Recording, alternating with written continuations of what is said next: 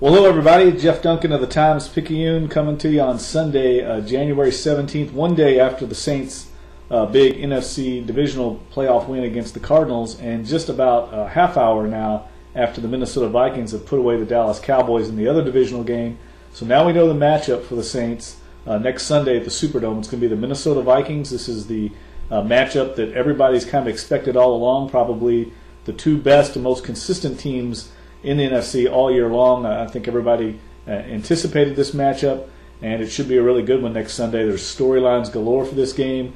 My initial reaction after watching the game today is the Saints are not going to move the ball nearly as easily next Sunday against the Minnesota Vikings defense as they did yesterday against the Arizona Cardinals. That Vikings defense is one of the best ones in the NFL. They're very balanced. They're very physical. They're good against the pass. They're obviously very good against the run. They've led the league in run defense for a number of years, and they get after the quarterback with just a front four of Jared Allen and Ray Edwards. We saw they sacked Tony Romo today 6 times. And if you remember a year ago in the Superdome, Week 5 on Monday Night Football, the Vikings really put it to the Saints. The Saints lost that game 30-27 in overtime, in a game that really I think they probably should have won. But they gave it up there at the end with some defensive lapses. I'm not sure that game was in overtime, actually. I think that game was won in regulation. But nevertheless, the game that the Saints probably felt like they should have won. If you remember, Reggie Bush had a monster night that night, 2 punt returns for touchdowns. But the Saints offense really struggled. Even though they put up 27 points, like I said, 2 of them were on punt return scores. The Saints drove for a touchdown on their opening drive, and the rest of the game really could not get the ball in the end zone. They had a blocked field goal for a touchdown. Another big sack and strip by Antoine Winfield on Drew Brees that led to another score for the Vikings. A lot of big plays in that game, if you remember. And it was a very evenly matched game, a very hotly contested game. And I expect a similar outcome this week. Whoever wins that game, I think it's going to be one that's won in the fourth quarter, as opposed to what we saw today in Minneapolis or yesterday here in New Orleans, which were really lopsided contests. Obviously there's going to be a lot of storylines built around Brett Favre and Kittle coming back home into the Gulf Coast area with a chance to go back to the Super Bowl. That'll be the dominant theme I think we'll hear from the national media.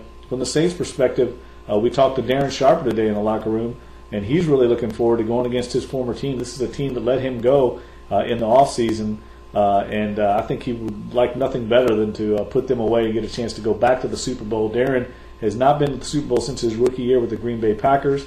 Brett Favre, ironically enough, was the quarterback on that Packers team. They lost that game to the Denver Broncos, and he's not been back since.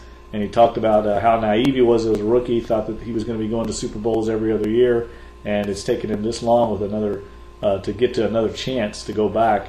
We talked to Drew Brees today and Sean Payton, some of the other players in the locker room. And I think the thing, if you're a Saints fan, you had to like was the mood in the locker room was not a sense of joy or accomplishment. It was more a sense business-like approach. I really felt like the guys had their feet back on the ground. They did not have their head in the stars, so to speak. They realized that this was just one step toward their ultimate goal. And Drew Brees talked about today. This is much different, a much different thought process with this team than 2006 when they were last in the NFC Championship game. Back then, it almost seemed like they were playing with house money. They really weren't supposed to be there. They kind of had a happy to be there kind of approach.